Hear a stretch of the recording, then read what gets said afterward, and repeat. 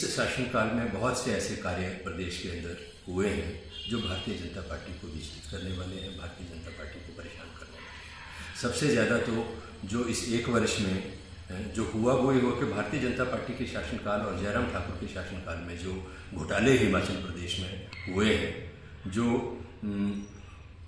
धोखाधड़ी हिमाचल के लोगों के साथ हुई है, जो बेईमानी हुई है, उसका पर्दाफाश हुआ है। और भारतीय जनता पार्टी पूरी तरह से, भारतीय जनता पार्टी के नेता, भाजपा की सरकार 5 वर्ष की एक्सपोज हुई है हिमाचल के लोगों के समक्ष। तो और उसकी वजह से भारतीय जनता पार्टी का एक चेहरा जो है, दूसरा चेहरा, पर्दे के पीछे वाला चेहरा जो है वो बेनकाब हुआ है। उसकी फ्रस्ट्रेशन भारतीय जनता पार्टी के लोगों में है।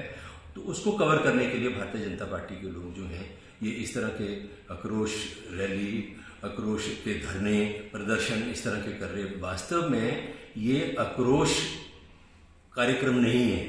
भारतीय जनता पार्टी जो कर रही है 1 वर्ष पूरा होने के बाद, ये सत्ता से बाहर होने के शोक व्यक्त करने के कार्यक्रम है जो भाजपा को लोगों ने सत्ता से बाहर किया है। इस तरह के कार्यक्रम करके अपना शोक भारतीय जनता पार्टी जो है वो प्रदेश के अंदर मनाने का काम, सरकार का और मुख्यमंत्री का विरोध करने के जुनून में इस तरह के बयान देते हैं कि ऐसा लगता है कि वो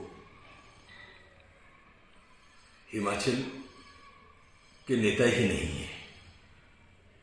अपने वक्तव्यों से वो ऐसा प्रभाव देते हैं, इस तरह के वक्तव्य वो जारी करते हैं जिससे एक बात, पूरे 1 वर्ष के शासन जो भारतीय जनता पार्टी का विपक्ष का दौर रहा, उसमें ये स्थापित हो चुकी है कि भाजपा के नेता अपने सोच, अपने नज़रिए, अपनी टिप्पणियों और अपनी बयानबाजी के चलते हिमाचल विरोधी नजर आते हैं। जयराम ठाकुर जी का ये बयान एक तरह से जो निवेशक हैं उनको भयभीत करने का प्रयास है, उनको डराने का प्रयास है, उनको हिमाचल प्रदेश में निवेश ना करें इस चीज़ से, इस चीज़ का माहौल, इस तरीके का माहौल जो है वो बनाने का प्रयास है।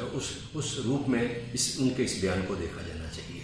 अगर प्रदेश में निवेश आता है, मुख्यमंत्री सऊदी अरब गए, वहाँ जो भारतीय हैं उनसे प्रदेश में आकर टूरिज्म के क्षेत्र में, इंडस्ट्रीज़ के क्षेत्र में निवेश करने का उन्होंने अनुरोध किया, उनसे बातचीत की। बहुत से वहाँ के जो निवेशक हैं वो तैयार भी हुए। और उसके उपरांत इस तरह का बयान जयराम ठाकुर का जो है दुर्भाग्यपूर्ण है और हिमाचल विरोधी है, ये मैं कहना चाहता हूँ। जयराम ठाकुर ये भूल जाते हैं अपने उसमें, अपने जोश में और अपने विरोध करने की जो मैंने कहा जुनून है उसमें, कि वो जो कह रहे हैं वो हिमाचल हित में नहीं है, हिमाचल के विरोध में है। निवेश आएगा, इंडस्ट्रीज लगेंगी, टूरिज्म को अगर बढ़ावा मिलेगा तो निश्चित तौर पर जो है जहां सरकार का को रेवेन्यू जनरेशन होगा, उसी के साथ जो है वो हमारे जो बेरोजगार नौजवान हैं उनके लिए रोजगार के जो अवसर हैं वो भी सृजित होंगे। तो इस तरीके की भाषा का इस्तेमाल करके, इस तरीके का वक्तव्य जारी करके जयराम ठाकुर जी ने अपनी फ्रस्ट्रेशन को भी जाहिर किया है और उनके मन में हिमाचल के प्रति कोई प्यार नहीं है। हिमाचल में तरक्की हो, हिमाचल आगे बढ़े, हिमाचल में समृद्धि आए, मैं समझता हूँ ऐसी भी सोच जयराम ठाकुर जी की है। अनुराग ठाकुर ठीक कह रहे हैं। भारतीय जनता पार्टी की स्थिति देश के अंदर ही है, सारे देश ने देखा। जिस तरीके से 3 राज्यों में चुनाव जीतने के उपरांत